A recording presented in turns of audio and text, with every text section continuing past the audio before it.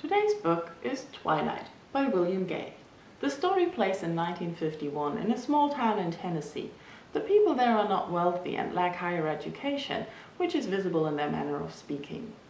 It is difficult to summarize the story without giving away too much of it. The basic plotline is that the Tyler children, Kenneth and Corey, discover some misdoings of the undertaker, Fenton Breathe, and demand retribution. Okay, that shall be enough about the story.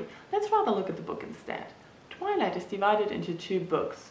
Book 1, Into the Territories, and Book 2, Beyond the Pale. Both are preceded by two quotes. The rest is silence from William Shakespeare and How Compliant Are the Dead. You can arrange them like cut flowers. From Fenton Breeze sort of introduce the first book, which then starts with 2.5 pages in italics. That utterly confused me. I had to read it several times and it still didn't make any sense to me. It is an unmarked prologue referring to things happening later. The story really begins with Kenneth and Corey digging up their father's grave. In the following chapters we get to know the main characters of the book, Kenneth and Corey Tyler, Fenton Breathe, and Granville Sutter. We learn about their personality through their behavior and conversations, but also from flashbacks about their pasts. Especially Fenton Breeze is characterized by the stories that townfolks tell about him.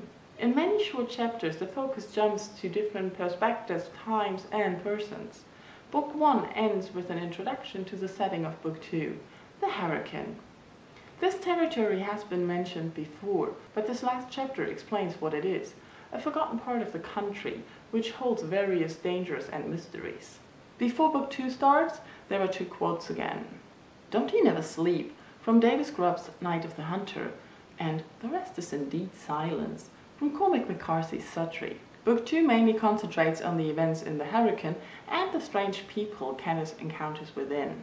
At this point, let's look back at the prologue of Book 1. In the beginning it didn't make any sense to me because it held so many unknown names and places that I couldn't put it to any use while reading Book 1, and I thought it better be left out.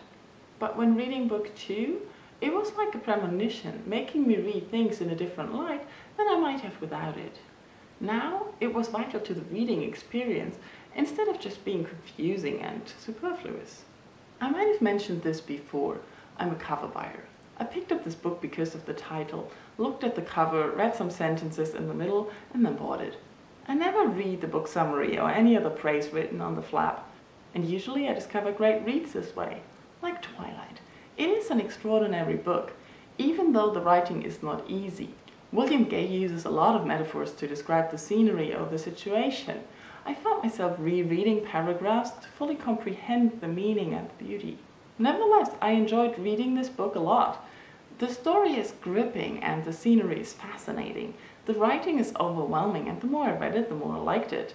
I'm really glad I stumbled over this one.